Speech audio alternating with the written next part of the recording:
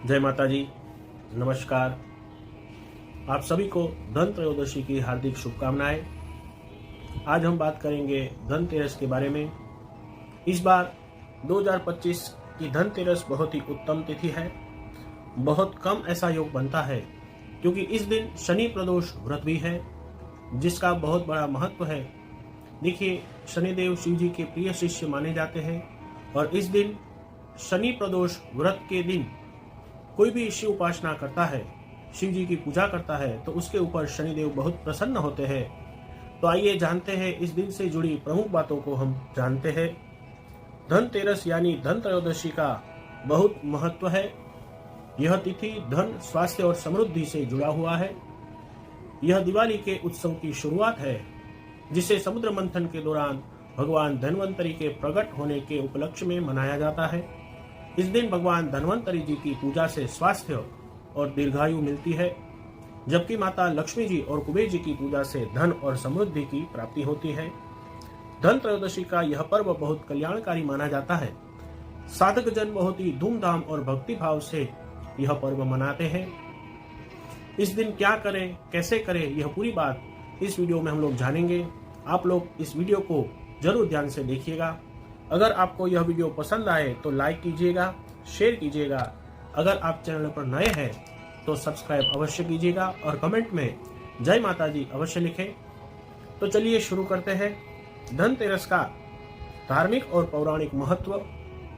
भगवान धन्वंतरी समुद्र मंथन के दौरान अमृत कलश के साथ धन्वंतरी भगवान प्रकट हुए थे, जो देवताओं के वैद्य और आयुर्वेद के जनक माने जाते हैं। इनको आयुर्वेद का आचार्य भी माना जाता है, इसलिए यह दिन आरोग्य और दीर्घायु के लिए समर्पित है।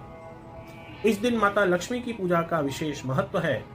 ऐसी मान्यता है कि इस दिन मां लक्ष्मी पृथ्वी पर आती है और अपने भक्तों को धन धान्य से भर देती है।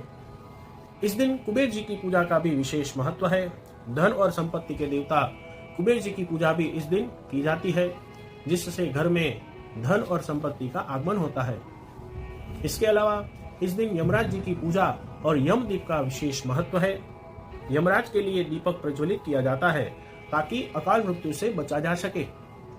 इस दिन का सांस्कृतिक और आर्थिक महत्व भी विशेष है। धनतेरस पर सोना, चांदी, बर्तन और अन्य शुभ वस्तुएं खरीदना बहुत शुभ माना जाता है। माना जाता है कि इससे घर में धन समृद्धि आती है। यह दिन सकारात्मक ऊर्जा से भरपूर है। इस दिन विशेषतः धन त्रयोदशी के दिन झाड़ू, नमक और धनिया खरीदना बहुत ही शुभ माना जाता है। नमक नकारात्मक ऊर्जा को दूर करता है और धनिया समृद्धि का प्रतीक है। इस दिन नए उद्यमों की शुरुआत होती है। कई व्यापारी जन और समुदाय इस दिन को नए वित्तीय वर्ष की शुरुआत मानते हैं और नए उद्यम या बड़ा निवेश शुरू करते हैं। तो आइए क्या करना है इस दिन? ज्यादा कुछ नहीं करना है। यह धन त्रयोदशी का दिन है और इस दिन शनि प्रदोष व्रत भी है।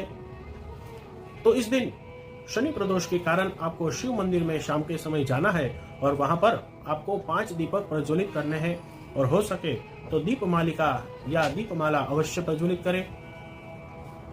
दीपमालिका यानी आपको 11, 21 या 51 दिए अपने सामर्थ्य के अनुसार अवश्य करना चाहिए, लेकिन कम से कम आपको 11 दिए तो अवश्य प्रज्वलित करने चाहिए। इसको दीपमालिका अथवा दीपमाला भी कहते हैं। और इसके अंदर तेल कौन सा होगा? तो देखिए, तिल का तेल बहुत उत्तम माना जाता है।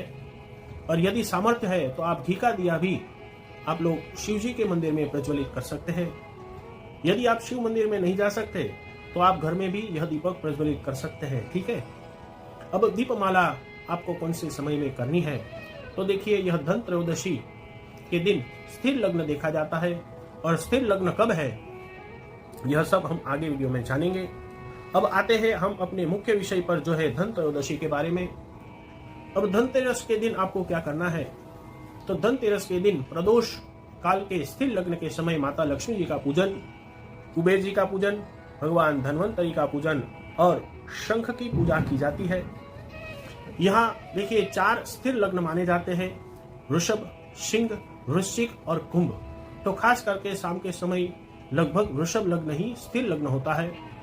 और इसमें स्थिर लग्न में यदि कोई माता लक्ष्मी जी का पूजन कर ले तो कहा जाता है कि माता लक्ष्मी जी उस घर में स्थिर हो जाती है, उस व्यक्ति के जीवन में माता लक्ष्मी स्थिर हो जाती है। इसलिए धन त्रयोदशी के दिन स्थिर लग्न की बहुत बड़ी महिमा है। अब आप कहेंगे कि पूजन कैसे करना है, उसकी विधि क्या है? तो धनतेरस के दिन प्रदोष काल में श्री यंत्र या माता लक्ष्मी जी की मूर्ति, भगवान धन्वंतरी की मूर्ति या चित्र को स्थापित करें, कुबेर जी की मूर्ति की पूजा करें और दक्षिणावर्ती शंख की पूजा भी अवश्य करें। फिर पूजा कैसे करनी है? तो उत्तर या पूर्व दिशा में बैठकर माता जी और भगवान की पूजा करना बहुत ही शुभ माना गया है। सबसे पहले दीपक प्रज्वलित करें और दिए के नीचे चावल अवश्य रखें, फिर दीपक प्रज्वलित करें। इसके बाद कलश में शुद्ध जल लेकर भगवान को अर्पित करें और षोडशोपचार पूजन अवश्य करें। सबसे पहले माता जी और भगवान का आवाहन करें। भगवती श्री महालक्ष्म्यै नमः तथा च भगवते श्री धन्वंतरये नमः नमस्करोमि। षोडशोपचार पूजन आरंभ करें। सबसे पहले भगवान को आवाहन के लिए अक्षत और पुष्प अर्पण करें, फिर बैठने के लिए आसन, फिर पाद्य, अर्घ्य, आचमनीय, स्नान और पंचामृत से माता जी और भगवान को स्नान करावें। फिर उसके बाद अभिषेक करें। हो सके तो अभिषेक में श्री सूक्तम और पुरुष सूक्तम का अवश्य पाठ करें। इसके बाद भगवान और माता जी को स्नान करवाएं।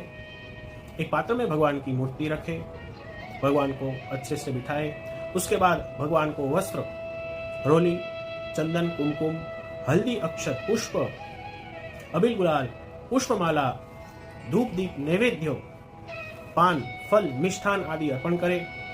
फिर इसके बाद माता जी और भगवान की आरती करें। प्रदक्षिणा और मंत्र पुष्पांजलि एवं स्तुति से भगवान की और माता जी की प्रार्थना करें कि इस पूजा को आप स्वीकार करें और हमारे घर में धन धान्य की वृद्धि हो और हमारे जीवन के सभी प्रकार के विघ्न दूर हो। इस प्रकार से प्रार्थना कर माता जी और भगवान की पूजा संपन्न करें और इस दौरान मंत्र जाप भी अवश्य करें। माता लक्ष्मी का मंत्र आप अवश्य पाठ करें। माता लक्ष्मी का मंत्र है ओम श्रीं ह्रीं श्रीं कमले कमलालये प्रसीद प्रसीद। ओम श्रीं ह्रीं श्रीं ओम महालक्ष्म्यै नमो नमः। या फिर आपकी कुलदेवी का मंत्र का पाठ भी अवश्य आप कर सकते हैं, उनका मंत्र जाप भी आप कर सकते हैं। फिर भगवान धन्वंतरी जी का मंत्र ओम नमो भगवते धन्वंतराय विष्णु रूपाय नमो नमः, इसकी आप यथाशक्ति माला करें। इसके बाद कुबेर देव का भी मंत्र है, इसका भी आप मंत्र जाप कर सकते हैं। ओम श्रीं ह्रीं क्लीं श्रीं क्लीं वित्तेश्वराय नमः, इस मंत्र का भी आप पाठ कर सकते हैं। फिर शंख का श्लोक है त्वं पुरा सागरोत्पन्नः विष्णुना विघृतः करे निर्मितः सर्वदेवैश्च पांचजन्य नमोस्तुते। इस मंत्र का जाप अवश्य करें। यह मंत्र रोगों से मुक्ति और दीर्घायु प्रदान करने वाला माना गया है। तो इस प्रकार से आप इस मंत्रों को द्वारा भगवान का पूजन करें, पाठ करें और मंत्र जाप अवश्य करें, क्योंकि मंत्र के साथ भगवान की पूजा करने का श्रेष्ठ फल है। मंत्र के सही पूजा उत्तम फल प्रदान करता है। मंत्र के बिना पूजन उतना लाभ नहीं देता जितना मंत्र सहित आप लोग पूजन करते हैं वह श्रेष्ठ है। तो यह उत्तम तिथि है। इस पूजा में मंत्रों का विशेष प्रभाव होता है, तो आप मंत्र सहित पूजन अवश्य करें। तो इस प्रकार स्थिर लग्न में विधिवत पूजन में कलश आदि स्थापित करके माता को प्रसन्न करें। धनतेरस के दिन स्वर्ण यानी सोना और चांदी खरीदने का विधान है। शास्त्रों में भी इसका वर्णन है और हमारे पूर्वजों ने भी हमको बताया है। लेकिन सोना खरीदने के लिए शुभ मुहूर्त बहुत जरूरी होता है। यदि हम लोग शुभ मुहूर्त में सोना खरीदते हैं तो मानो आप अपने घर में साक्षात माता लक्ष्मी जी को लेकर आ रहे हैं, आप अपने घर में साक्षात कुबेर भंडारी के अंश को लेकर आ रहे हैं। लेकिन खरीदने के लिए शुभ मुहूर्त बहुत बड़ा जरूरी है। तो शुभ मुहूर्त है, देखिए 18 तारीख को भी है और 19 तारीख को भी है धन त्रयोदशी। क्योंकि धन त्रयोदशी लगभग 19 तारीख के दोपहर में खत्म हो रही है, तो 18 तारीख को सोना खरीदने का सबसे अच्छा मुहूर्त है। 18 तारीख के दोपहर 12:18 से लेकर के 19 तारीख को दोपहर 1:51 तक शुभ मुहूर्त है। इस मुहूर्त में आप कभी भी सोना अथवा चांदी खरीद सकते हैं। इसके बाद आपको एक झाड़ू खरीद के लाना है और नमक खरीद करके लेके आना है। हमारे पूर्वजों ने भी बताया है, आप सभी को भी पता होगा। और आजकल तो सोशल मीडिया का जमाना है जो पूरे भारत में सबको विदित है। तो झाड़ू और नमक खरीदने का विधान है धन त्रयोदशी के दिन, लेकिन झाड़ू सूर्यास्त से पहले खरीदना चाहिए। तो धनतेरस के दिन झाड़ू और नमक अवश्य लेकर आना चाहिए। तो कौन सा झाड़ू खरीद कर लेके आए? प्लास्टिक का झाड़ू ले आइए, वह मना नहीं है, लेकिन अगर उत्तम लाभ लेना है तो आपको धन त्रयोदशी के दिन प्राकृतिक संसाधनों से बने हुए जो झाड़ू होते हैं वैसे ही झाड़ू आप लोग खरीद कर लेके आना है। और सबसे मुख्य बात, धन त्रयोदशी के दिन यानी धनतेरस के दिन यम दीप दान करना बहुत ही आवश्यक होता है। जी हाँ, यम दीप दान करने की अद्भुत महिमा है कि जिसके घर के द्वार पर यम दीप दान किया जाता है उसका परिवार सुरक्षित हो जाता है, उसकी अकाल मृत्यु टल जाती है, यानी पूरे वर्ष भर के लिए आप और आपका परिवार सुरक्षित हो जाता है। यदि इस दिन आप दीपदान करते हैं तो विपत्ति से हमारी और हमारे कुटुंब दोनों की रक्षा होती है। शास्त्र में कहा गया है, अश्विनस्यासिते पक्षे त्रयोदश्याम निशामुखे यमदीपम बलिम दध्यात् अपमृत्युर विनश्यति, यानी अकाल मृत्यु को टालने वाली यह तिथि है। पूरे वर्ष तक यह अकाल मृत्यु को टालती है। तो इस दिन आप यम दीप दान अवश्य करें। तो यह तो हो गई धन त्रयोदशी के दिन में यम दीप की महिमा। अब देखिए, यदि हम लोग यही दीपदान काली चौदस यानी नरक चतुर्दशी को करते हैं, यदि हम लोग नरक चतुर्दशी के दिन यम दीपदान करते हैं तो हमारे पितरों की सद्गति होती है। और यदि यह यम दीपदान अमावस्या को करते हैं तो माता लक्ष्मी जी का आगमन होता है। और यही यम दीपदान अगर हम प्रतिपदा यानी नए वर्ष के दिन करते हैं तो शास्त्र में कहा गया है, हमारे शरीर की समस्त व्याधियां, समस्त रोग और भयंकर से भयंकर आदि जो रोग है यह सब खत्म होने लगते हैं, उनका प्रभाव कम होने लगता है। तो यह शास्त्रों में 4 दिन के यम दीपदान की महिमा गाई गई है, क्योंकि यम दीपदान की शास्त्रों में अद्भुत महिमा उसका बहुत वर्णन बताया गया है। तो आप यहाँ इसको इतना समझ लीजिए कि आपको यह धन त्रयोदशी के दिन शाम के समय यम दीपदान जरूर करना चाहिए। और कई लोग हमसे पूछते हैं कि छत पर यम दीपदान कर सकते हैं क्या? तो उसका उत्तर है ना, नहीं, छत पे यम दीप नहीं कर सकते। आप घर के क्षेत्र में भी यम दीप नहीं कर सकते, घर के बाहर ही यम दीप दान किया जाता है। और यह दीपक आटे के दिए से बनाया जाता है। आटे के दिए में हो सके तो चतुर्मुखी दिया अवश्य प्रज्वलित करें, ठीक है। शत्रु बुद्धि विनाशाय दीप ज्योतिर्नमोस्तुते, दीप ज्योति परब्रह्म, दीप ज्योति जनार्दन, दीपो हरतु मे पापम, दीप ज्योतिर्नमोस्तुते। हे शुभ कल्याण, स्वास्थ्य और धन समृद्धि प्रदान करने वाले, शत्रुता के विचार के नाश हेतु दीपक की लो आपको नमस्कार है। दीप ज्योति ही परब्रह्म है, दीप ही जनार्दन है। यह दिव्य दीप मेरे पापों का नाश करे। संध्या के दिव्य दीप को नमस्कार है। इस वीडियो को देखकर आप इसका लाभ अवश्य लें, लेकिन मैं चाहता हूं यह आप सभी अपने जान पहचान वालों को भी भेजिए ताकि वे लोग भी लाभान्वित हो सके। उत्तम समय, उत्तम काल में सभी लोग इसका लाभ ले सकते हैं। स्थिर लग्न के समय धनतेरस में शाम को यह अवश्य करें। स्थिर लग्न में शिव जी के पास दीप मालिका अवश्य प्रज्वलित करें और माता लक्ष्मी जी की पूजा को संपन्न करें। धनतेरस का यह विशेष पर्व, विशेष पूजा विधियों और समय के साथ मनाना चाहिए ताकि महालक्ष्मी माता का आशीर्वाद प्राप्त हो सके।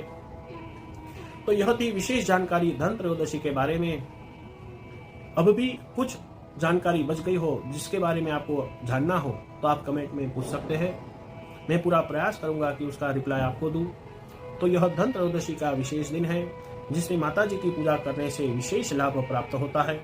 श्रद्धा और नियमों का पालन करते हुए इस दिन को संपूर्णता से मनाना चाहिए। यह दिन बहुत ही पवित्र माना गया है। आपसे हो सके उतनी माँ भगवती की पूजा अर्चना अवश्य करें। माता महालक्ष्मी और भगवान धन्वंतरी आप सभी का कल्याण करें। आशा करता हूँ यह जानकारी आपको अवश्य प्रसन्नता देगी। अगले वीडियो में नई जानकारी के साथ फिर से मिलेंगे।